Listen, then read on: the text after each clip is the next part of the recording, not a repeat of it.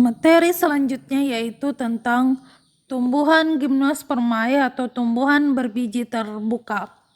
Nah, ciri-ciri utama pada tumbuhan gimnospermae yaitu bijinya tidak dibentuk di dalam daun, buah, atau bakal buah. Biji-biji ini hanya melekat pada permukaan atas sisik yang pipih dan terbuka. Biasanya, sisik pembawa biji tersebut berkumpul membentuk suatu kerucut yang disebut strobilus. Strobilus ini terdiri dari dua, ada strobilus jantan dan ada strobilus betina. Pada strobilus jantan terdapat ruang-ruang spora atau sama dikatakan dengan mikrosporangium. Mikrosporangium ini akan berkembang membentuk sel induk mikrospora. Sel induk mikrospora akan mengalami pembelahan secara meiosis sehingga menghasilkan mikrospora yang haploid atau N. Mikrospora yang haploid ini akan berkembang membentuk gametofit jantan, di mana gametofit jantan ini membentuk serbuk sari atau menghasilkan serbuk-serbuk sari. Pada strobilus betina tersusun atas banyak daun megasporofil. Daun megasporofil ini merupakan daun penghasil megaspora. Masing-masing megasporofil tersebut menghasilkan 2 bakal biji. Dan tiap bakal biji mengandung kotak sporangium atau kotak-kotak penghasil spora atau sama dikatakan dengan megasporangium.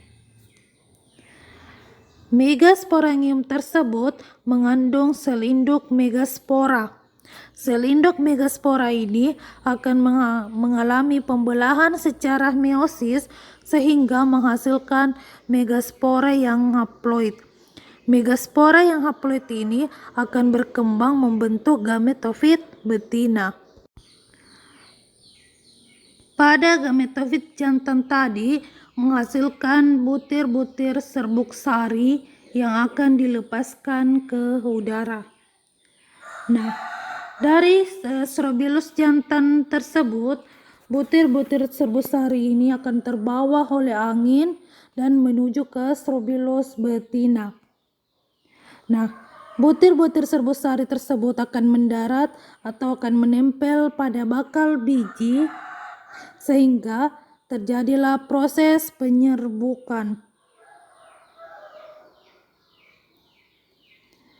Jadi ketika serbuk sari ini menempel pada bakal biji, maka terjadilah proses penyerbukan. Nah, setelah terjadi proses penyerbukan, butir-butir serbuk sari ini akan membentuk tabung polen. Nah, tabung polen ini dia berfungsi membawa spermatozoid ini menuju ke gametofit betina. Sehingga di dalam gametofit betina terjadilah proses pertemuan antara spermatozoid dan sel telur, maka akan berkembang menghasilkan zigot yang bersifat diploid atau 2N. Oke, jadi saya ulang. Nah, setelah terjadi proses penyerbukan, maka serbuk sari ini akan menghasilkan tabung polen. Nah, tabung polen ini sama dikatakan dengan bulu serbuk sari. Nah, apa fungsi dari bulu serbuk sari ini? Bulu serbuk sari ini berfungsi untuk membawa sel spermatozoid ini menuju ke gametofit betina, sehingga di dalam gametofit betina spermatozoid ini akan bertemu dengan sel telur sehingga terjadilah proses pembuahan, yaitu spermatozoid bertemu dengan sel telur maka akan menghasilkan zigot yang bersifat diploid atau 2N. Selang antara penyerbukan dan pembuahan selangnya yaitu memakan waktu 1 tahun. Jadi selang antara penyerbukan dan pembuahan memakan waktu 1 tahun. Nah, selanjutnya zigot yang bersifat diploid atau 2N akan berkembang membentuk embrio. Dia akan berkembang membentuk embrio.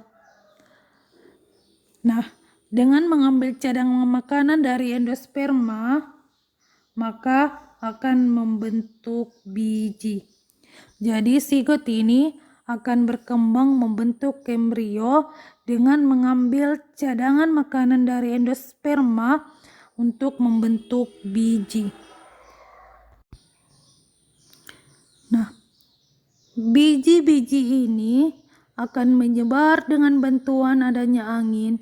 Jika biji sampai pada tempat yang sesuai, maka terjadi proses perkecambahan biji, sehingga biji-biji ini akan membentuk tumbuhan gimnospermae yang baru. Oke, jadi inilah reproduksi pada tumbuhan gimnospermae. Nah, ini tadi ya.